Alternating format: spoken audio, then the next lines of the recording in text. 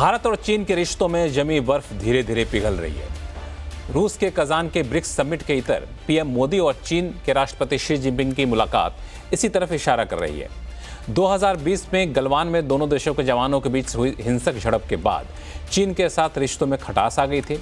कई मंचों पर दोनों देशों के नेता आमने सामने तो हुए, लेकिन औपचारिक मुलाकात, द्विपक्षीय मुलाकात हुई नहीं। अब एलएसी पर पेट्रोलिंग को लेकर हुए समझौते के बाद हालात सामान्य होने की उम्मीद की जा रही है। सवाल ये है कि क्या भारत और चीन के बीच अब बातचीत आगे बढ़ेगी?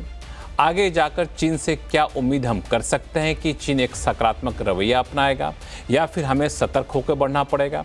और इस सुधरते रिश्ते या फिर जिसके संकेत मिल रहे हैं उसके बाद क्या दोनों देशों के बीच कारोबारी रिश्ते भी बेहतर होंगे?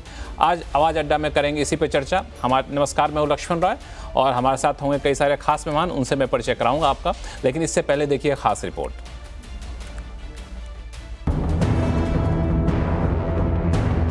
प्रधानमंत्री नरेंद्र मोदी और चीन के राष्ट्रपति शी जिनपिंग के बीच गर्मजोशी से हुई मुलाकात ने नई उम्मीदें जगा दी हैं। 2020 में लद्दाख के गलवान में दोनों देशों के सैनिकों के बीच हिंसक झड़प के बाद से रिश्ते ठंडे पड़ गए थे। अब 5 साल बाद दोनों देशों के नेताओं के बीच औपचारिक रूप से बैठक हुई है, लेकिन इस मुलाकात के लिए भी पहले जमीन तैयार की गई। द्विपक्षीय मुलाकात से 2 दिन पहले 21 अक्टूबर को पूर्वी लद्दाख में एलएसी पर पेट्रोलिंग को लेकर बड़े समझौते का ऐलान किया गया। इसके मुताबिक एलएसी पर फिर से पेट्रोलिंग शुरू करने और सैनिकों को पीछे हटाने पर सहमति बनी। दौलत बेग ओल्डी और डेमचोक से दोनों देशों की सेनाएं पीछे हटेंगी, जिससे गलवान जैसे टकराव को टाला जा सकेगा। जिनपिंग के साथ मुलाकात में पीएम मोदी ने इस कदम का स्वागत किया।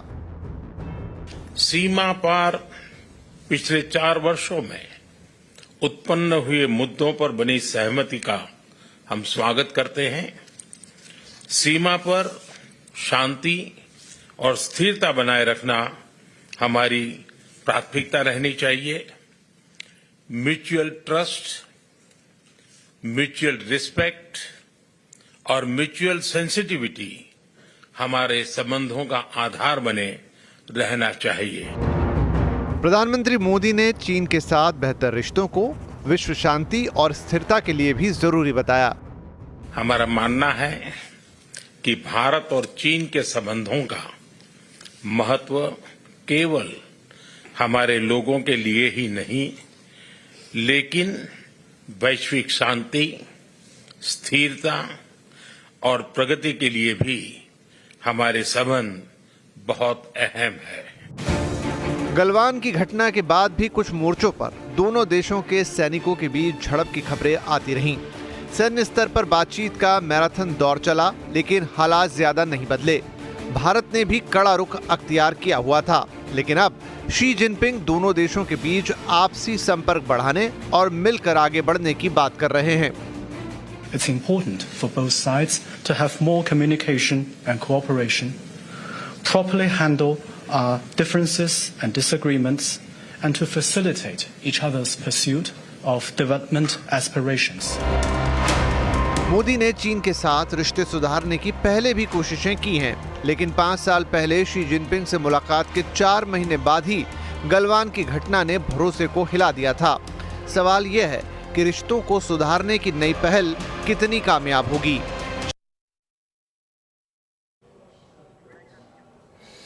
तो ये बड़ा सवाल है। दरअसल पड़ोसी के साथ रिश्ते बेहतर हों, इससे अच्छा क्या हो सकता है?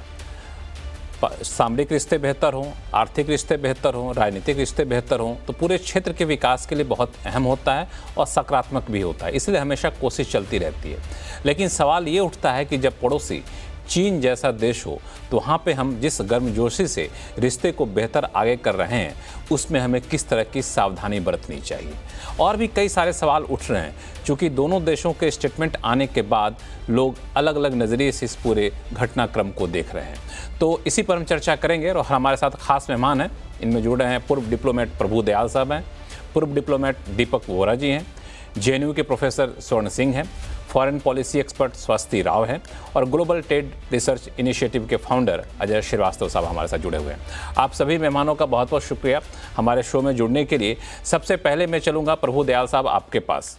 आपने दोनों देशों के तरफ से जो औपचारिक बयान जारी किए गए हैं उसको गौर से आपने देखा होगा। जो गर्मजोशी भारत के बयानों में दिखा वो गर्मजोशी मुझे थोड़ा सा चीन के बयानों में नहीं दिखी। भारत जहां एग्रीमेंट की बात कर रहा है, भारत जहां डिसएंगेजमेंट की बात कर रहा है, वहां चाइना महज एक रिजोल्यूशन की बात करके आगे बढ़ता हुआ दिख रहा है। तो इस तरह के स्टेटमेंट आना चीन की तरफ से और भारत का स्टेटमेंट आपने देख ही लिया, क्या इशारा करता है? ये जो समझौता है वो कितना ठोस है? पहले तो आपके शो में आकर मुझे बड़ी खुशी है और मैं आपको धन्यवाद देना चाहूंगा कि आपने मुझे आमंत्रित किया। ये बिल्कुल सही आपने जिक्र किया कि भारत की तरफ से जो बयान जारी किए गए हैं और चीन की तरफ से जो कहा गया है उसमें कुछ फर्क सा नजर आता है। देखिए, डिप्लोमेटिक मामलों में दो बड़ी अहम चीजें होती हैं, कॉन्टेक्स्ट और टाइमिंग। और इन दोनों पर अगर हम गौर करें तो हम ये जान सकते हैं कि ये जो ब्रिक्स की समिट मीटिंग हुई है उसके एक दिन पहले ये बयान जारी किया गया और जो शी जिनपिंग हमारे प्रधानमंत्री मोदी जी के साथ मीटिंग होनी थी उसके 2 दिन पहले। तो पूरा इसका कॉन्टेक्स्ट स्टेटमेंट का और इसकी टाइमिंग इन मुद्दों से डिटरमिन हुई, क्योंकि रूस मेजबान है। रूस चाहता था कि ब्रिक्स में किसी तरह के ऐसे मतभेद न जाहिर हो, एकता जाहिर हो, नहीं तो जो संदेश वो पश्चिमी देशों को देना चाहता था वो नहीं दे पाएगा। तो रूस ने भी कुछ पीछे से दबाव डाला चीन पे कि किसी तरह के कुछ समझौते की बात करो ताकि ये मतभेद न सामने आए। तो इस वजह से मैं कहूंगा कि हालांकि हमारे दोनों देशों के बीच में, चीन और भारत के बीच में तनाव कम करने की दिशा में ये एक महत्वपूर्ण कदम है, लेकिन भारत को चीन की मंशा के प्रति सतर्क रहना होगा और ये देखना होगा कि क्या एलएसी पर पीछे हटने की बातचीत के बीच क्या भारत चीन पर भरोसा कर सकता है। जो उनके फॉरेन मिनिस्ट्री के स्पोक्समैन हैं उन्होंने भी जो बात की उसमें कहीं डिसएंगेजमेंट की बात नहीं, एक रेजोल्यूशन की बात हुई कि किस तरह से जो मुद्दे हैं उनको रिजॉल्व करने के लिए हम कार्य करेंगे। और इसके साथ साथ ही उन्होंने जो प्रेस कॉरेस्पॉन्डेंट से बात की तो उनसे 3 बार ये सवाल पूछा गया डिसएंगेजमेंट को लेकर और वो इस सवाल से परे हो गए और उन्होंने इस सवाल का सीधा सीधा जवाब नहीं दिया, बल्कि सिर्फ वो उसी रेजोल्यूशन कि हम एक रेजोल्यूशन पे पहुंचना चाह रहे हैं कि वो जो डिफिकल्टीज इनको रिजॉल्व किया जाए। साथ ही साथ जो पीएम मोदी और शी जिनपिंग की मीटिंग के बाद जो दोनों साइड्स ने बयान जारी किए उनमें भी बहुत फर्क है। हमने डिसएंगेजमेंट की बात की, चीन ने ऐसी कोई बात नहीं की। तो कुछ चीन की नजर पे थोड़ा सा चीन की बातों पे नजर रखनी होगी, क्योंकि वो जो कहते हैं और जो शायद करते हैं उसमें कुछ फर्क सा। बिल्कुल, आपने बहुत अच्छी बात कही कि समझौता हो रहा है, बातचीत आगे बढ़ रही है, बिल्कुल सकारात्मक पहल है, इसकी तारीफ करनी चाहिए हम लोगों को। दीपक वोहरा साहब, एक सवाल जो दयाल साहब ने उठाया वो वाकई सोचने वाली बात है कि ऐसे समय में किया गया जब ब्रिक्स समिट चल रहा था, ऐसे समय में किया गया जब यूएस में इलेक्शन होने वाला है, नई सरकार आएगी, उसके साथ भी हमें संबंध बनाने हैं, उसके अलग रणनीति हमारी होगी। तो ये समझौता करने के पीछे आपको क्या लगता है कि असली वजह संबंध सुधारना था या फिर ये टाइमिंग जो था बहुत महत्वपूर्ण था कि रूस चाहता था कि हम एक बेहतर संदेश दें, या फिर चीन की मजबूरी थी कि हमें तो समझौता करना पड़ेगा, भारत जैसे मजबूत ग्लोबल साउथ वॉइस के साथ हम मतभेद रख के जाएंगे तो हमारी बेइज्जती होगी अंतर्राष्ट्रीय प्लेटफॉर्म पे। हमारी ओर से बहुत बहुत धन्यवाद, आप मौका देते हैं आपके शानदार चैनल पर आने का। बस शिकायत ये है कि एम्बेसडर प्रभु दयाल है, मैडम राव हैं और बाकी विशेषज्ञ हैं, तो मेरी क्या जरूरत है, इनकी जानकारी मुझसे कहीं ज्यादा है। Ambassador Prabhu Dayal is a legend in the foreign service. अब मैं आपसे कुछ कहना चाहता हूँ कि मेरी आवाज साफ आ रही है। सर, पहले so that you know where I come from, 1962 में मेरा परिवार बिखर गया था, हम लोग अनाथ हो गए थे सर, और ये चीनियों ने मारा था, क्षमा करिएगा, गिरफ्तार करने के बाद हाफ कर्नल। अब मैं आपसे कुछ और कहना चाहता हूं, ये self declared super power China अब ये क्लाइम डाउन क्यों कर रहा है? मैं बता देता हूं, मैं सवाल पूछूंगा और जवाब आपको खुद मिल जाएंगे। ये जो बुढ़ी फौज है चाइना की, PLA, क्या ये वन चाइल्ड पॉलिसी याद है आपको इनकी होती थी? और आजकल तो मेरे चाइनीज दोस्त के साथ मैं मजाक करता हूं कि भाई तुम्हारी 72 साल की उम्र हो गई है, बहुत अब ये राइट टाइम है फौज में भर्ती हो जाओ कि तुम्हारी फौज तो बुढ़ी हो रही है। तो ये वन चाइल्ड जो डिक्टेट था, ये इनको बर्बाद कर रहा है। Can the People's Liberation Army fight the Indian military? No. Chinese soldiers जो हैं वो बीमार हो रहे हैं उन हाइट्स पे जहां पे वो बैठे हुए हैं इस समय। हाँ, हमने ये देखा है कि हर सप्ताह एक PLA का सिपाही वेदर के कारण मर जाता है और वो वहां पर हीटेड प्रेशराइज्ड टेंट्स में रहते हैं। हमारे लोग वहां पर आप जानते हैं किस हालात में रहते हैं। हमारी आर्मी एक्लेमेटाइज हो चुकी है टोटली, चाइनीज हो चुके हैं नहीं। हम लोग पेट्रोल करते हैं ऑन फुट, वो आते हैं गाड़ियों में, बाहर नहीं निकलते। और सर आपको याद होगा 2020 के बाद 2021 से ये टिबेटन्स को रिक्रूट करने की कोशिश करें क्योंकि उनको आदत है हाइट्स पे रहने की। ये चाइनीज लोगों को नहीं है। इनकी रोटेशन मालूम है सर आपको, 2 हफ्ते में वापस बुला लेते हैं, कहीं वो मर ना जाए वहां पे जो बैठा हुआ है, मौसम ना उसको मार दे। हमारे तो 3-3 महीने वहां बैठते हैं। फिर आपने जिक्र किया था of the global south. China तो प्रिटेंड करता है ना मैं ग्लोबल साउथ का लीडर हूं। एक भी देश, 3 अफ्रीकी देशों में मैं विशेष सलाहकार हूं। कोई भी चीन पे भरोसा नहीं करता। मुझसे कहते हैं कि हम जब भी जाते हैं वो समिट्स के लिए, चाइना अफ्रीका फोरम जो है, ये पैसे देते हैं तो हमें बड़ी खुशी है, लेकिन जब हम कॉन्ट्रैक्ट पढ़ते हैं तो उसमें हमें नजर आता है किस तरह से ये धोखाधड़ी हमारे साथ करते हैं। सो चाइना की टॉप प्रायोरिटी क्या है sir in terms of territory? Economy तो उनकी खत्म हो गई, ये आप जानते हैं। पहला उनका टॉप प्रायोरिटी है ताइवान, उसके बाद मंगोलिया, उसके बाद वो जो आइलैंड्स हैं साउथ चाइना सी में जिनके ऊपर विवाद चल रहा है। क्या उन्होंने भारत की जो भूमि है उस पर अपना क्लेम छोड़ दिया है? बिल्कुल नहीं। वो सिर्फ इस सरकार का नहीं है, जो सरकार इस समय ताइवान में है कुओमिंटांग की, उनका भी यही आइडिया था कि ये सब भारत की जो धरती है ये हमारी है। अगर चीनियों का बस चले sir, I won't be surprise अगर कल सुबह पिंग पोंग टिंगलिंग जो भी है उसके पलंग के नीचे एक मैप मिले और वो बोले अरे चेन्नई तक तो हमारा राज होता था, वो तो सब हमारा है। कतई ही भरोसा नहीं कर सकते। चीन इस समय कमजोर स्थिति में है, इसीलिए दिखाने की कोशिश कर रहा है कि मैं बड़ा रीजनेबल हूं, बट इन पे भरोसा करना आत्महत्या के समान है सर। इसमें एक चीज़ आपने जो कहा, इसी बात को आगे मैं बढ़ा रहा हूं कि जब प्रधानमंत्री ने इस बारे में बयान दिया तो कहा कि दोनों देशों के बीच peaceful, long term, stable bilateral relation पर जोर रखना चाहिए। तो मेरा सवाल स्वर्ण सिंह साहब ये है कि क्या माना जाए कि अब इस लॉन्ग टर्म रिलेशन की नींव इस समझौते या फिर कहीं रिजोल्यूशन से डल गई है?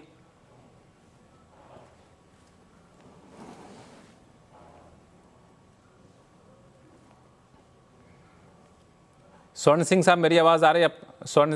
स्वर्ण सिंह साहब के पास मेरी आवाज़ नहीं जा रही है। मैं PCR मैं अपने प्रोड्यूसर से कहूँगा कि देखें तकनीक आ रही है। अब आ रही है आवाज़। मेरा सवाल आपसे ये है स्वर्ण सिंह साहब कि जिस तरीके से प्रधानमंत्री ने बयान दिया कि ये जो है दोनों देशों के बीच में peaceful, long term, stable bilateral relation है पर जो फोकस करना चाहिए हम लोगों को, तो आपको लगता है कि इस समझौते के बाद अब ये इसकी एक नींव डल गई है कि दोनों देशों के बीच एक पीसफुल लॉन्ग टर्म रिलेशन बनेगा आगे चल करके? ये उम्मीद करनी चाहिए। कुछ अभी भी तकनीकी दिक्कतें आ रही है, यही सवाल लेकर के मैं जाऊंगा स्वस्ति राव के पास। स्वस्ति, आपने सवाल सुन लिया था?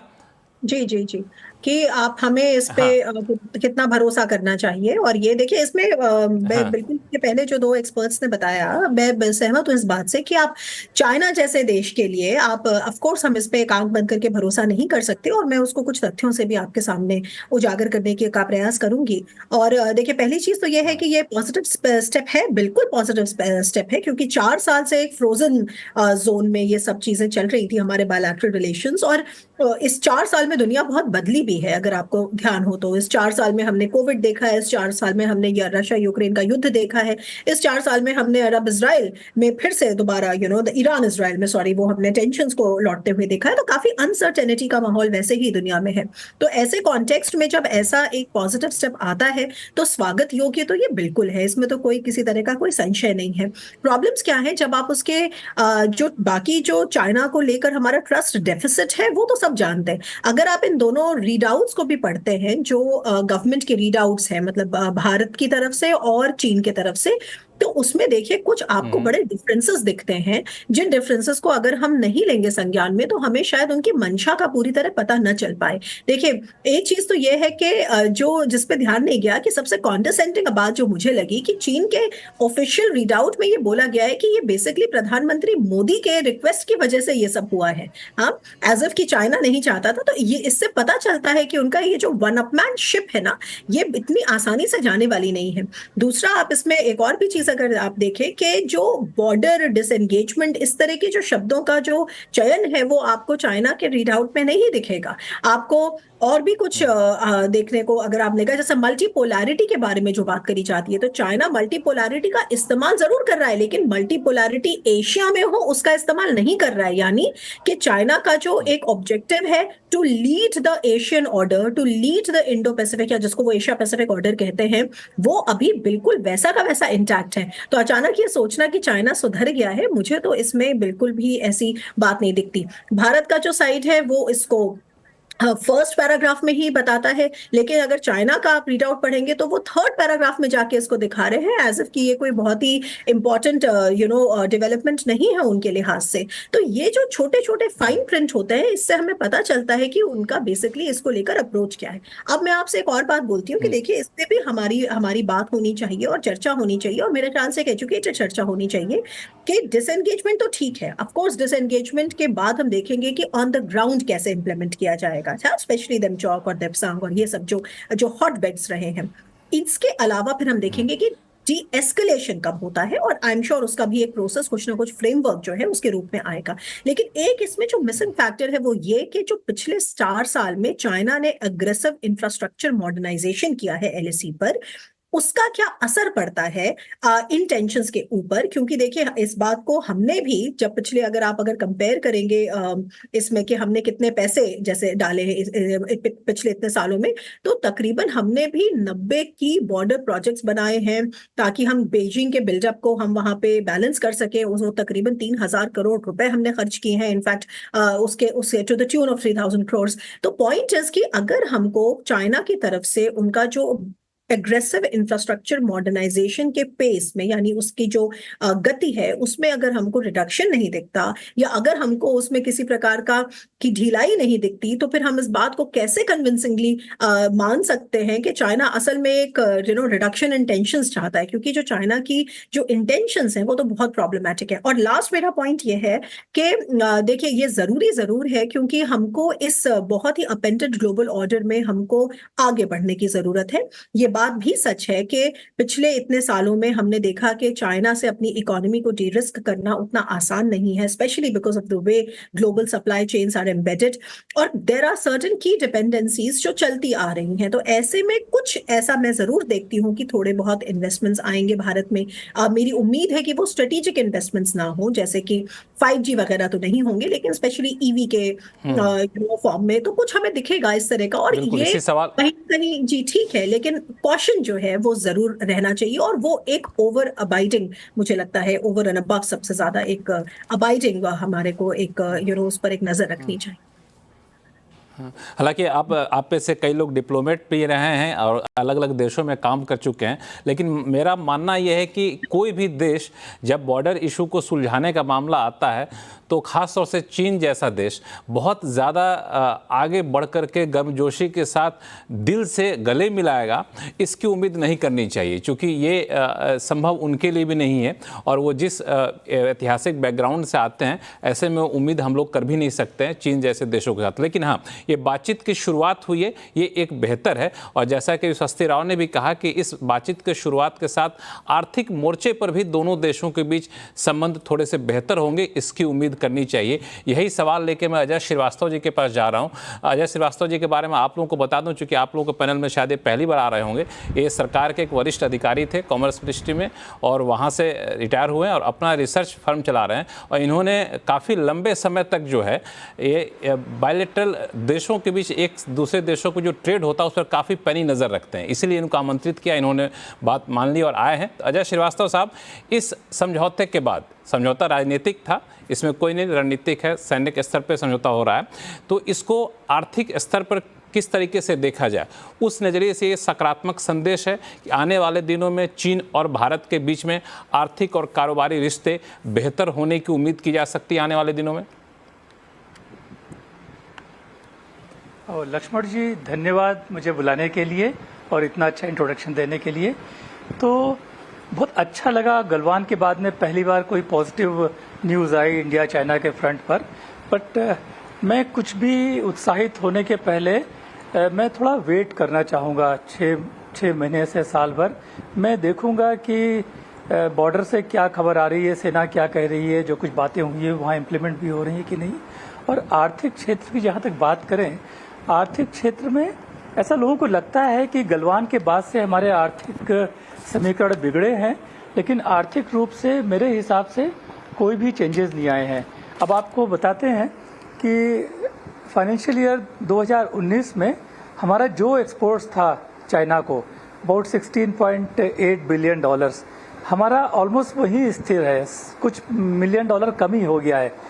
2019 और 24 के बीच में एक्सपोर्ट्स वहीं का वहीं पड़ा हुआ है। इंपोर्ट्स बहुत बढ़ गया है, $65 बिलियन से $101 बिलियन हमारा हो गया है इस पीरियड में। तो दो मुद्दों पे हम बात करते हैं, एक तो मर्चेंडाइज ट्रेड की बात करते हैं, इंडिया का एक्सपोर्ट वहीं का वहीं है। तो मेरे मन में शक आता है कि बहुत सारी चीज़ें हमारी हैं, जैसे कि स्मॉल कार्स हैं, हमारी मेडिसिन्स हैं, हमारा राइस है, और भी बहुत सारी चीज़ें पूरी दुनिया में बेचते हैं। जापान लेता है, यूएस लेता है, यूरोपियन यूनियन लेता है, बट चाइना नहीं लेता है। चाइना ये सब चीज़ें दुनिया से लेता है, हमसे नहीं लेता है। तो क्या एक्सपोर्ट इंपोर्ट भी उनके लिए स्ट्रेटजिक है? मेरे ख्याल से हाँ, हमारी अपनी प्रॉब्लम्स हैं लेकिन स्ट्रेटजिक है। लेकिन तो एक्सपोर्ट्स हमारे रुके हुए हैं, हम देखते हैं क्यों रुके हुए हैं। और लेकिन इंपोर्ट, भारत सरकार ने इंपोर्ट रोकने की कभी कोई कोशिश नहीं की। इंपोर्ट मैंने जैसा बताया $65 बिलियन से $101 बिलियन हो गए हैं 5-6 सालों में। इंपोर्ट्स लगातार बढ़ते ही चले जा रहे हैं, और जिस तरह से हमारा डिपेंडेंस चाइना पे बढ़ रहा है रिन्यूएबल एनर्जी में, इलेक्ट्रिक व्हीकल में, इंपोर्ट्स और बढ़ेंगे। तो अगर मैं समराइज करूं इस बात को, तो मैं कहूंगा कि गलवान के बाद से ट्रेड रिलेशंस में कोई प्रॉब्लम नहीं आई, ट्रेड उसी तरह चलता रहा। इन्वेस्टमेंट के लिए ऑफ कोर्स हमने एक नोटिफिकेशन इशू किया था कि हमारे जो बॉर्डर कंट्री हैं उनसे जो इन्वेस्टमेंट आएगा उनको हम रोकेंगे नहीं, लेकिन केस बाय केस हम डिसीजन लेंगे उसमें। बट हुआ क्या, चाइना तो इन्वेस्टमेंट इंडिया में करता ही नहीं है।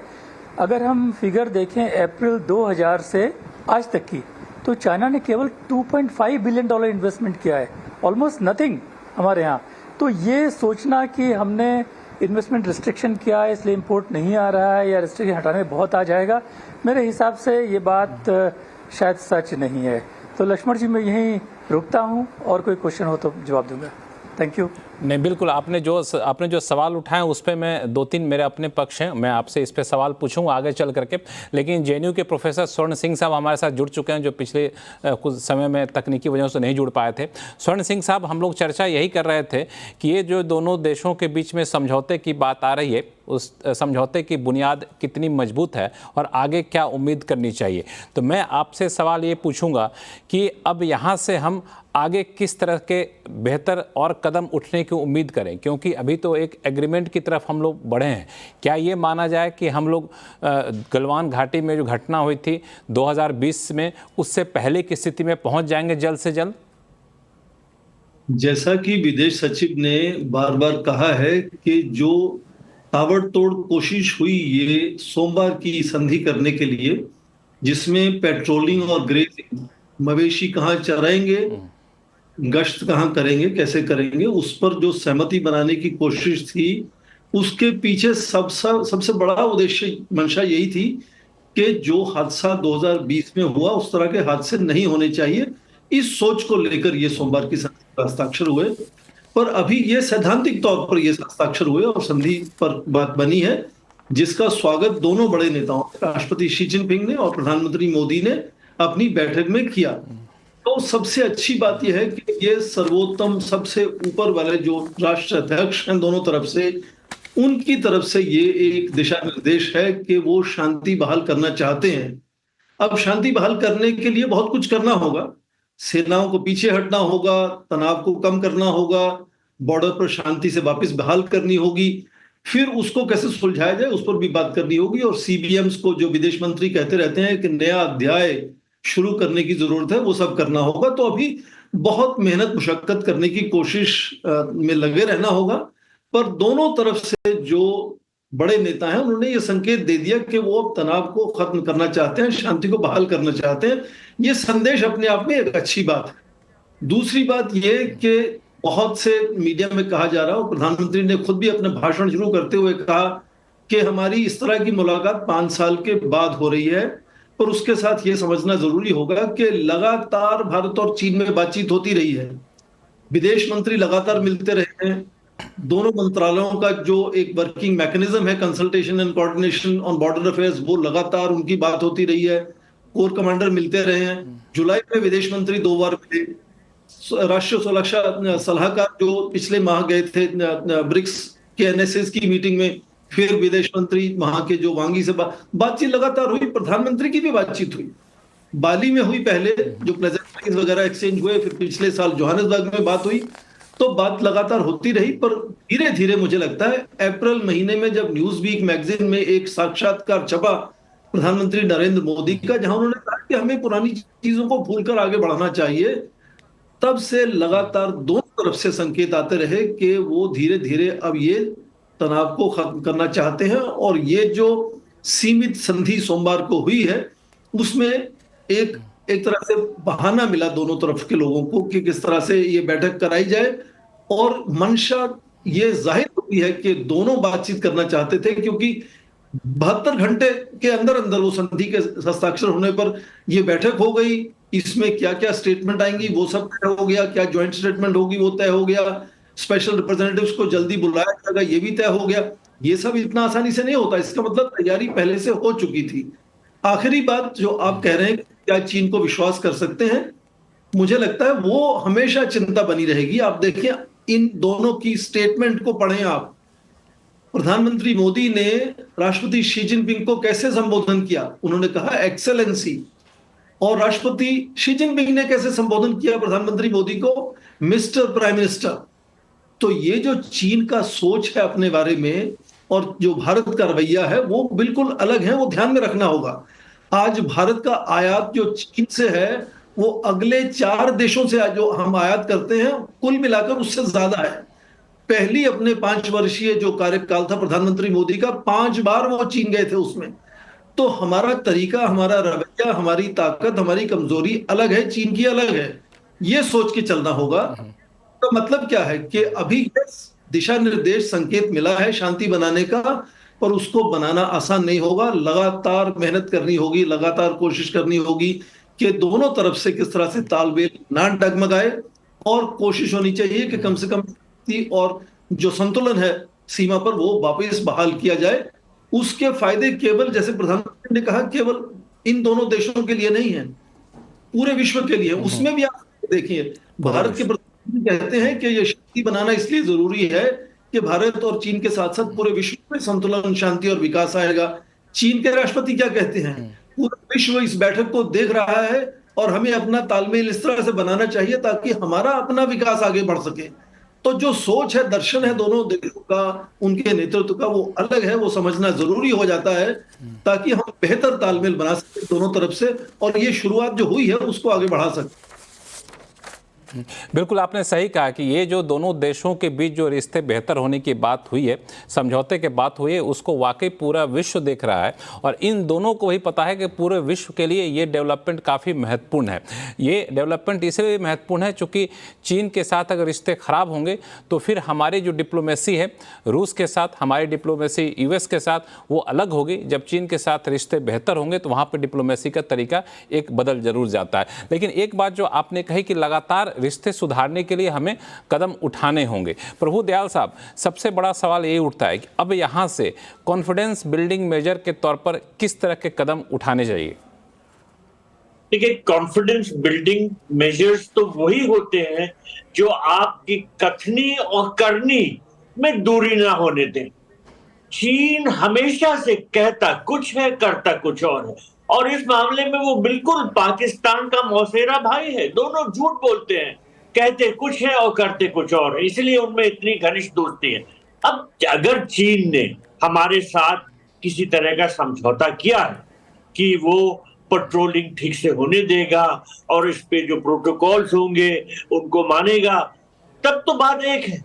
लेकिन देखिए 2019, 2020 में जब ये मामला बढ़ा, टेंशन बढ़े, 2020 के पहले भी पेट्रोलिंग प्रोटोकॉल्स थे, तो वो चीन ने उन प्रोटोकॉल्स का उल्लंघन किया।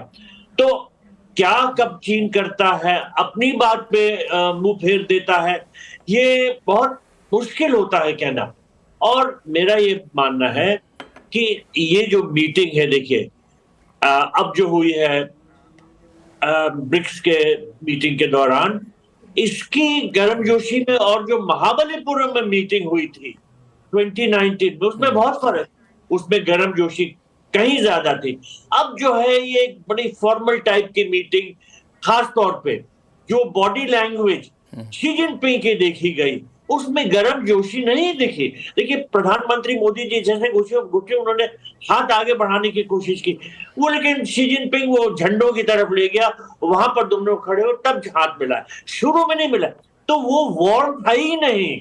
चीन की नीयत और नीति में मुझे नहीं लगता कि कोई आसानी से परिवर्तन होता है, तो हमको तो पूरा सतर्क रहना पड़ेगा। दीपक वोरा साहब ने कहा कि उनकी बड़ी बुजुर्ग सी सेना होती जा रही है, लेकिन उनकी न्यूट्रल वैल्यू कायम है, और भारत के प्रति जो चीन रुख अपनाता आया है, मुझे नहीं देख कुछ बदलाव नजर आ रहा है। वो अपने को सबसे बड़ा देश समझता है, दूसरों को उतना अपने बराबर नहीं आने देना चाहता है, विस्तारवाद की नीति अपनाए हुए है, चाहे वो टेरिटोरियल एक्सपेंशन हो, चाहे इकोनॉमिक एक्सपेंशन हो, दूसरों को अपने स्तर पर नहीं आने देना चाहते हैं, और भारत को वो बड़ा राइवल समझता है, एशिया में भी और ग्लोबल कॉन्टेक्स्ट में भी। तो क्या होता है ऑन ग्राउंड, ये देखना होगा हमारी तरफ से। बिल्कुल यही सवाल मैं दीपक वोरा जी के पास लेके जाऊंगा। दीपक वोरा साहब, क्या इतने सब के बावजूद आज की स्थिति में भारत को जो आज से 5 साल पहले या 10 साल पहले जो चीन समझता था, आज भी वही समझता रहेगा चीन? ये चीन कह सकते हैं कि चुका पाएगा, ऐसा सोच पाएगा कि अब हालात बहुत तेज़ी से बदले हैं, अब मजबूरी है कि भारत को उसे तरजीह देनी पड़ेगी और भारत के प्रति उसे सकारात्मक रवैया अपनाना पड़ेगा? ये बहुत अहम प्रश्न आपने किया है। Ambassador Prabhu Dayal, can you hear me? मेरी आवाज आप तक पहुंच? What's your language? Hindi. What was your compulsory language, sir? No, Russian? Arabic. I can't. I couldn't hear you. Doesn't matter. Now I was going to ask you, Gabrichev по-русски, do you speak Russian? Okay, doesn't matter. Sir, मैं आपको एक रूसी, क्योंकि ये meeting Kazan में हुई है, रूसी मुहावरा बता देता हूँ। And I'll speak in Russian, which I speak. Dobre naproverria, इसका मतलब होता है भरोसा करो पर वेरीफाई करो। Trust but verify. और चीन के साथ है verify but do not trust at all. आपने मानसिकता की बात की है सर, मैंने वियतनाम में काम किया है। हनोई में 15 साल पहले एक मीटिंग हुई थी, आसियान रीजनल फोरम, चीन भी उसमें मौजूद था और आसियान के जो 10 मेंबर्स हैं वो भी पहुंचे थे। सिंगापुर के विदेश मंत्री जो एथनिक चाइनीज हैं, उन्होंने उस समय जो चीन के विदेश मंत्री थे उनसे कहा कि आप क्यों साउथ चाइना सी में ये दंगा कर रहे हो, और चीनी विदेश मंत्री ने क्या जवाब दिया सर, वो भी मैं आपको बता देता हूँ। उसने कहा देखो मैं शेर हूं, तुम लोग चूहे हो, अपनी दायरे के अंदर रहो, मुझसे पंगा लेने की कोशिश मत करो। ये मानसिकता है। हम लोग बात करते हैं कि ये कम्युनिस्ट चाइना ने किया, नहीं सर, जो भारत की टेरिटरी है कुओमिंटांग, उससे पहले जो नेशनलिस्ट चाइनीज गवर्नमेंट थी, उन्होंने भी वही मैप्स इस्तेमाल किए थे। और जब कम्युनिस्ट चाइनीज आए, हमने उनसे कहा, this is all historical fact, मैं कोई सीक्रेट्स नहीं दे रहा, मैं तो उस डेस्क पे रहा हूं हमारे विदेश मंत्रालय में। हमने उनसे कहा जब कम्युनिस्ट गवर्नमेंट आई कि देखो जी आपके मैप्स तो भारत की टेरिटरी को क्लेम कर रहे हैं, तो ये क्या जवाब देते, अजी हमें टाइम नहीं था, हमने मैप्स नहीं देखे, हम दोबारा देख के आपको बताएंगे। और जो नए मैप्स बनाए और ज्यादा हमारी टेरिटरी दिखा दी। Sir you can not trust these people at all. रूस के साथ इस समय इनके संबंध क्यों हैं? The Russians cordially detest the Chinese, लेकिन ये मैरिज ऑफ इनकन्वीनियंस है। वियतनाम के साथ ये लड़े थे 1979, 30,000 चीनी मारे थे, कहते हैं कि 5 मरे हैं, झूठ बोलते हैं। I was there सर जब ये जंग हुआ था। वियतनाम भी इनके साथ टॉलरेट करता है, इनसे दोस्ती नहीं करता। फिलीपींस पिस्सू सा है, उसके साथ पंगा ले रहे हैं, वो भी इनको तमाचा मार रहा है। Sir please to the millions of people जो आपका प्रोग्राम, मैडम स्वाति राव तो बड़े मीठे तरीके से कहती हैं, but I put it across bluntly, और श्रीवास्तव साहब की तो जानकारी बेमिसाल है। Just to put it to you sir, ये हमारे ट्रेड वेट के figures very impressive, but national security trumps everything। सबसे बड़ी चीज है my territory। और अगर ये साउथ तिब्बत कहता है ना उसको, अरुणाचल को, तो मैं पता क्या कहता हूँ चीन को, नॉर्दर्न अरुणाचल, वो सारा चाइना नॉर्दर्न अरुणाचल है, वो मेरा देश। Sir do not trust these guys.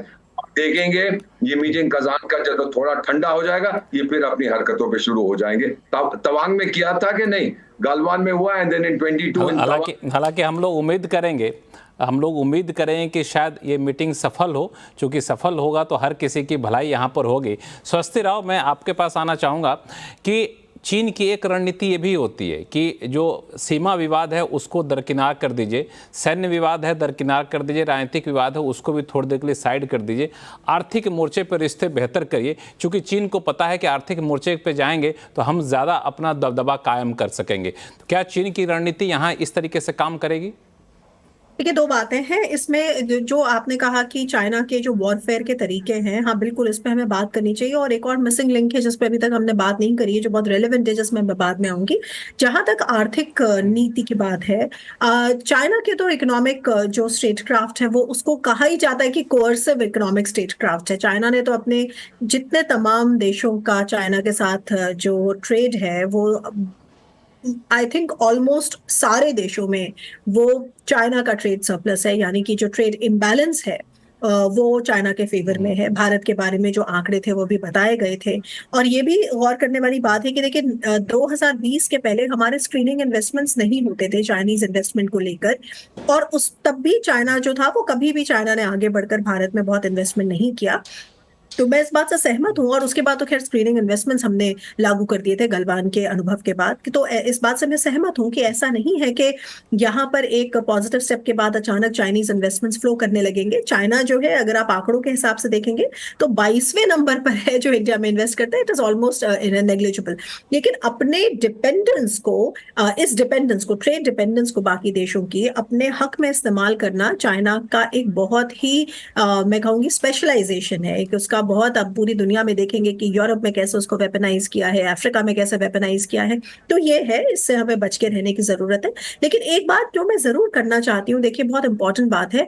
देखिए जहां तक LAC की बात होती है, पहले तो मतलब आप ये समझें कि हम एक ऐसे देश के बारे में बात कर रहे हैं और एक ऐसे देश के साथ हमें कोएग्जिस्ट करना है जो नॉर्थ ईस्ट में हमारी 90,000 स्क्वायर किलोमीटर टेरिटरी को क्लेम करता है, और उसके बाद जो अक्साई चिन का जो एरिया है वहां पे 38,000 स्क्वायर किलोमीटर टेरिटरी को क्लेम करता है। तो ऐसे देश के साथ जब हम बात करते हैं तो ये डिसएंगेजमेंट एक छोटा स्टेप है, पर और हम बहुत मॉडर्नाइजेशन कर रहे हैं। मैंने इंफ्रास्ट्रक्चर मॉडर्नाइजेशन के बारे में आपको कुछ आंकड़े दिए थे, लेकिन एक बारे में जिसपे हम बात नहीं कर रहे वो ये कि देखिए जब गलवान हुआ था 2020 में, उसके बाद से जो एक बाढ़ आई थी चाइना की तरफ से साइबर अटैक्स को लेकर, उसके लिए जो साइबर कैपेबिलिटीज हमको डेवलप करनी है वो एक ऐसी चीज है जो कि मॉडर्न वॉर्स में बहुत बड़ा रोल निभाएगी।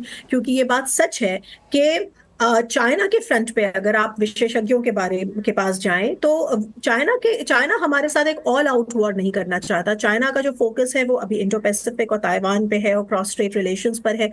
और एक तरफ ये मैं भी कहूंगी कि भारत के साथ ये नॉर्मलाइजेशन कहीं ये भी दिखाता है कि कहीं डोनाल्ड ट्रंप के वापस आने की तैयारी कर रहा है चाइना, क्योंकि डोनाल्ड ट्रंप अगर आएंगे तो जाहिर है कि जो अमेरिका का एफर्ट है वो डबल डाउन होगा इंडो पैसिफिक पर। और ऐसे में कम से कम एक तरफ जो है वो चाइना एक पीस बना के रखे, बैलेंस बना के रखे, ताकि इंडो पैसिफिक पे फोकस कर सके। ये आर्ग्यूमेंट हो सकता है कि डोनाल्ड ट्रंप के आने की तैयारी है, लेकिन जो और इम्पोर्टेंट बात है वो ये कि हमारे साथ चाइना एक ऑल आउट वॉर नहीं करेगा। अगर करेगा तो वो एक तरीके का साइबर अटैक होगा, फिशिंग अटैक होगा, और इसके लिए हम अपने को कितना पोल्स्टर कर रहे हैं। तो मुझे लगता है कि बाकी सारा काम एक तरफ, आर्थिक रिलेशंस और नॉर्मलाइजेशन और एफडीआई और no FDI, that's all is on the one side. On the other side I think हम लोग को सबको एज अ नेशन जो हमारा कॉम्प्रिहेंसिव नेशनल अटेंशन है वो होना चाहिए कि हम अपने आप को साइबर कैपेबिलिटीज के रूप में कैसे बोल्स्टर करें, क्योंकि आज का जो दौर है, आज का जो ग्रे जोन वॉरफेयर है वो यहाँ से शुरू होगा। वो पहले इसके जरिए हमारे को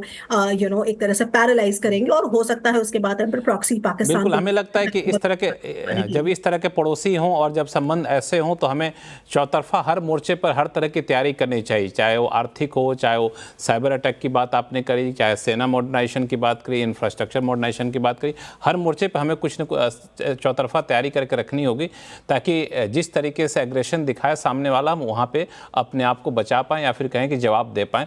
ये बिल्कुल सही बात है। लेकिन अभी वक्त है छोटे से ब्रेक का। ब्रेक के बाद हम लोग बातचीत करेंगे दोनों देशों के बीच इस सुधरते रिश्ते का आर्थिक रिश्ते पर क्या असर पड़ेगा, क्योंकि अब लोग अगला स्टेप यही उम्मीद कर रहे हैं कि शायद आर्थिक रिश्ते बेहतर होंगे। इस पर चर्चा करेंगे छोटे से ब्रेक के बाद, कहीं जाइएगा नहीं।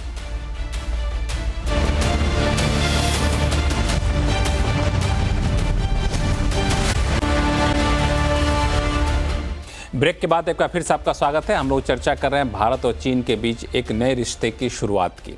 हमारे साथ जितने मेहमान जुड़े हुए हैं उन सब ने अलग अलग चुनौतियां बताई कि रिश्ते सुधरने में बहुत सारी चुनौतियां हैं, अलग अलग मोर्चे पर चुनौतियां हैं। हालांकि मेरा मानना है कि जब संबंध खराब होना और कई सारे मोर्चे पर खराब हो तो आप देखिए, अगर संबंध सुधारना है तो सबसे छोटी चीज़ कौन सी है जिसको आसानी से ठीक कर सकते हैं, उसको सुलझाइए। फिर थोड़ा सा उससे जो दूसरे नंबर का विवाद है उसको सुलझाइए। इससे क्या हुआ, धीरे धीरे विवाद, छोटे विवाद सुलझाएंगे तो एक कॉन्फिडेंस बिल्ड होना शुरू हो जाएगा, चलो भरोसा बनना शुरू हो जाएगा। तो ये एक तरीका होता है। और जितने सारे मतभेद चाइना के साथ हैं, मुझे लगता है कि ये तरीका जिसको हम लोग लो हैंगिंग फ्रूट्स कहते हैं, उस फॉर्मूला को अपनाएंगे तो शायद वो ज़्यादा कारगर साबित होगा। अजय श्रीवास्तव जी, मैं आपके पास आऊँगा कि अब ये राजनीतिक रिश्ते सुधरने की बात जब हो रही है तो आपको लगता है कि भारत सरकार की तरफ से जो पाबंदी लगाई गई थी, ख़ास तौर से निवेश को लेकर के, जिसको तकनीकी भाषा में प्रेस नोट 3 कहते हैं, जिसमें कहा गया कि नेबरिंग कंट्री से जो एफडीआई आएगा उसकी मंजूरी लेनी पड़ेगी, यहाँ तक कि कोई दूसरे देश की कंपनी जिसमें चाइना का 10% भी स्टेक है, वो अगर लाना चाहता है तो उसको ही मंजूरी लेनी पड़ती है, मंजूरी उसको मिल नहीं पा रही है। करीब 50 से ज़्यादा ऐसे एफडीआई के प्रपोजल पेंडिंग हैं। तो इस तरह के नियम को आसान कर देना चाहिए। तो लक्ष्मण जी, इसका सीधा जवाब देने के बजाय मैं ये बोलूँगा कि जैसा मैं पहले कहा कि चाइना हमारे यहाँ बड़ा इन्वेस्टर नहीं है। पिछले 25 सालों में $2.5 बिलियन के अराउंड उन्होंने इन्वेस्ट किया है। और जो आपने सेक्टर्स बताए हैं, देखिए, अगर हम सब कुछ खोल देते हैं तो भी चाइना का, जो मैं न्यूज़ रिपोर्ट्स देख रहा हूँ, डेटा देख रहा हूँ, तो इट इज़ पॉसिबल, जो एक गेस करें, फेयर गेस, चाइना अगर हम सब कुछ खोल देते तो कहाँ इन्वेस्ट करेगा। आप ये भूल जाइए, काफ़ी लोग ये सोचते हैं कि चाइना हमारा मेक इन इंडिया में इन्वेस्ट करेगा, हमारे यहाँ अच्छा प्रोडक्ट बनाएगा एंड हम अमेरिका को, यूरोप को भेजेंगे। ऐसा काफ़ी रेप्यूटेड रिपोर्ट, इंडियन ऑथर्स की रिपोर्ट ने ऐसा कहा है। मैं बिल्कुल नहीं मानता हूँ इस बारे में।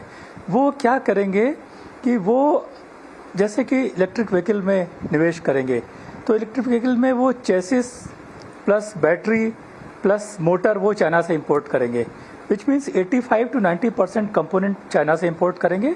आपके यहाँ वो डब्बा एक कुछ लगा देंगे उसमें, एंड आप हैप्पी रहिए कि आपने इलेक्ट्रिक व्हीकल उनके यहाँ से लिए। सेम देखिए सोलर का क्या हाल है। हमारे यहाँ हम इतना सोलर इंपोर्ट कर रहे हैं, करीब $7 बिलियन का साल में इंपोर्ट कर रहे हैं, और उसमें करीब 65% चाइना से इंपोर्ट कर रहे हैं। हम पूरा बना बनाया मॉड्यूल ले आते हैं उनके यहाँ से, और या फिर हम सोलर सेल ले आते हैं, उसका मॉड्यूल बनाते हैं, 10-15% वैल्यू ऐड कर रहे हैं। तो अगर हम चाइना का इन्वेस्टमेंट खोलेंगे तो वो सोलर सेल अपने यहाँ से लाएंगे, हमारे यहाँ नहीं बनाने वाले हैं वो, और उसका मॉड्यूल बनाएंगे। सिमिलरली, या फिर क्या करेंगे, चाइनीज़ कुछ ब्रांड्स हैं, लेबर इंटेंसिव गुड्स के ब्रांड्स हैं, they could be in garments, in shoes में भी, जो कि उनके एस्टेब्लिश ब्रांड्स हैं, वो अपना मार्केट यहाँ फैलाएंगे, जो कि हमारी लोकल कंपनीज़ को, स्पेशली MSMEs जो लेबर इंटेंसिव गुड्स बनाती हैं, उनको तकलीफ होगी। तो ये जो इंडिया में काफ़ी जो एक्सपर्ट राय है कि चाइना को इन्वेस्टमेंट खोल देंगे तो हमारे यहाँ वो मेक इन इंडिया में डीप मैन्युफैक्चरिंग करेंगे, नहीं, बिल्कुल भी नहीं। ऐसा ना उन्होंने पहले किया है जब कोई रिस्ट्रिक्शन नहीं था, और ना ही आज कोई ऐसा प्रपोजल है। वो केवल आपके यहाँ सुपरफिशियल मैन्युफैक्चरिंग करेंगे, जिससे हमारा critical dependence back on China और अधिक बढ़ जाए। तो मुझे नहीं लगता है कि ये चेंज करने से कुछ होगा। प्लस उन्होंने ऐसा कोई इंडिकेशन नहीं किया है कि आप रिलैक्स कर देंगे तो हम बहुत इन्वेस्ट करेंगे। ये हमारे अपने ख्वाब हैं, जिनका मैं कोई डेटा में बेसिस या कोई ट्रेंड में बेसिस ढूंढ नहीं पा रहा हूँ।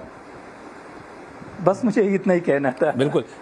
बिल्कुल, ये इनके अपने ख्वाब हैं। लेकिन प्रोफेसर स्वर्ण सिंह साहब, जैसा कि अजय जी ने कहा कि हम निवेश के रास्ते भी खोल देंगे, कारोबार के रास्ते भी खोल देंगे, तो वो कुछ ऐसा निवेश नहीं करने जा रहे हैं जिससे हमको लॉन्ग टर्म में फ़ायदा होगा। वो हमें अपने ऊपर निर्भर बनाने की कोशिश करेंगे। तो क्या ये कहा जाए कि गलवान घाटी के बहाने जो हम लोगों ने रिस्ट्रिक्शंस लगाए थे, और इस बहाने जो हम लोगों ने अपनी इंडस्ट्री को आगे बढ़ने का मौका दिया था, उसको जारी रखना चाहिए?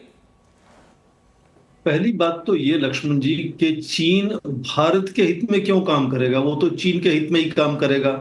उसकी जितनी ताकत है वो अपने लिए इस्तेमाल करेगा। भारत अपने राष्ट्र हित को आगे लेकर आगे चलता है हमेशा से। तो पहली बात तो ये कि भारत किस तरह से क्या ढूंढ सकता है, कौन से पहलू ऐसे हैं जहां भारत कुछ शांति बहाल करने में कुछ आगे कदम उठा सकता है। क्या सीमा पर सब कुछ सुलझ जाएगा? नहीं सुलझेगा, बहुत जल्दी तो नहीं सुलझेगा। क्या चीन पाकिस्तान का साथ छोड़ देगा? नहीं छोड़ेगा। तो हमेशा से 70 के दशक में भी जब बातचीत शुरू हुई थी आपस में रिश्ते बहाल करने की, तो अपने आर्थिक संबंधों को ही आगे बढ़ाकर रिश्तों में सुधार लाया गया था। और ऐसा हुआ कि लगातार परेशानी आई भी हमारे रिश्तों में, पर व्यापार जो है वो लगातार बढ़ता रहा। अभी भी पिछले 4 सालों में व्यापार लगातार बढ़ा है, हालांकि भारत का आयात बढ़ा है उसमें बहुत ज्यादा, पर यह व्यापार ही एक ऐसा एरिया है, एक क्षेत्र है जिसमें आसान होता है कुछ निर्णय लेना और उनको लागू करना। दूसरे जो उलझे हुए मुद्दे सीमा के हैं या दूसरे जियोपॉलिटिक्स के हैं, वो उनको सुलझाना थोड़ा सा मुश्किल होता है, उसमें समय लगता है। दूसरी बात, जो निवेश की हम कर रहे हैं, चीन एक तो सीधा निवेश करता है, वो सीमित है अभी तक, उस पर अंकुश भी है, पर उसके अलावा परोक्ष रूप से कंसोर्टियम्स में घुसकर चीन और भी निवेश करता है भारत में लगातार। और बहुत सी ऐसी परियोजनाएं हैं जो भारत ने अलग अलग कंसोर्टियम्स को दिया हुआ है, जिनमें अंदर जो बड़ा काम हो रहा है वो चीन की कंपनियां ही कर रहे हैं। चीन भारत में उत्पाद भी कर रहा है, हाँ ये बात ठीक है, वो अपने फायदे के लिए करेगा, पर यह नहीं है कि चीन का भारत में निवेश या व्यापार बढ़ नहीं सकता। आप सोचें कि छोटा सा देश पाकिस्तान है, $300 बिलियन उसकी इकोनॉमी है, वहां $60 बिलियन से ज्यादा निवेश करने की चीन बात करता है। वो हालांकि रिश्ते अलग हैं, पर भारत जो उभरती हुई बड़ी व्यवस्था है, तीसरी सबसे बड़ी आर्थिक व्यवस्था बनने जा रही है, चीन सोच सकता है कि यहाँ 200-250 बिलियन डॉलर तक निवेश कर सकता है, और यहां से उसको फायदा भी होने वाला, और बाकी जहां यहां उसने निवेश किया फायदा नहीं हो रहा है। तो चीन अपनी सोच से आगे बढ़ता है। और एक इसमें बात समझना बहुत जरूरी है कि क्यों चीन ने ये माना कि उसको अब शांति बहाल करनी चाहिए। जितने भी पड़ोसी देश हैं उन सब साथ, खासकर दक्षिण चीन सागर में, चीन ने एक जो रणनीति अपनाई है, वो उसको कहते हैं 2 कदम आगे 1 कदम पीछे, धीरे धीरे इस तरह से बढ़ता गया और पूरा दक्षिण चीन सागर उसके हाथ में आ जाए। रवि बोहरा जी अभी कह रहे थे, पर आज तक आसियान ने कभी भी एकजुट खड़े होकर चीन का सामना नहीं किया। हालांकि 4 देश उसमें ऐसे हैं जिनके क्लेम्स हैं साउथ चाइना सी पर कभी भी आसियान कुछ नहीं कहता है। $700 बिलियन का ट्रेड है आसियान का चीन के साथ आज। तो हर देश अपने तरीके से चलता है। केवल भारत एक ऐसा देश है चीन के पड़ोस में जो उसके सामने खड़ा हुआ। और जब चीन ने देखा कि वो साउथ चाइना सी वाली रणनीति यहां नहीं चलेगी, तो उन्होंने सोचा चलो दूसरी रणनीति यहां कोशिश करते हैं, जिसको स्टेइंग पावर कहते हैं, कि कितनी देर तक बड़ी जनसंख्या में आप सेना को इन फॉरवर्ड एरियाज में तैनात कर सकते हैं। भारत ने लगातार सेना को तैनात किया। फिर उन्होंने सोचा देखते हैं कौन पहले पलक झपकेगा, हु ब्लिंक्स फर्स्ट। भारत फिर नहीं उसके सामने झुका। तो इसलिए मुझे लगा चीन को लगा धीरे धीरे कि चाहे वो राजनीतिक हो, आर्थिक हो, वित्तीय हो, कई तरह का जो जानो माल का है, वो सब जो खमियाजा जो खर्चा है इस तरह से फॉरवर्ड डिप्लॉयमेंट करने का, और उससे कुछ फायदा उनको नजर नहीं आ रहा है। भारत में भी कुछ रुझान हुआ इस तरह का। ऐसे आप पढ़ रहे हैं समाचार पत्र के व्यापारियों का कुछ दबाव बना भारतीय सरकार के ऊपर भी कि जो व्यापार निवेश है वो होना चाहिए। हजारों में नहीं लाखों में भारतीय इन 4 सालों में भी चीन जाते रहे हैं। तो आज आप देखें कि सितंबर के अंत तक करीब 3 लाख वीजा इशू हो चुके हैं। तो ये जो लगातार तालमेल है, तनाव भी है, साझेदारी भी है, लोगों का आना जाना भी है, व्यापार भी है, निवेश भी, सब चल रहा है, साथ साथ चल रहा है। और राजनीतिक तौर पर बातचीत भी हो रही है, विदेश मंत्री मिल रहे हैं, राष्ट्र के नेता मिल रहे हैं, सब लोग मिल रहे हैं। तो उसमें यही है कि लगातार कोशिश। यही सवाल लेकर के मैं स्वास्थ्य राव के पास जाना चाहूँगा। स्वास्थ्य राव, ये कहना सही है कि चीन अपने हित में काम करेगा, हमारे हित में काम क्यों करेगा?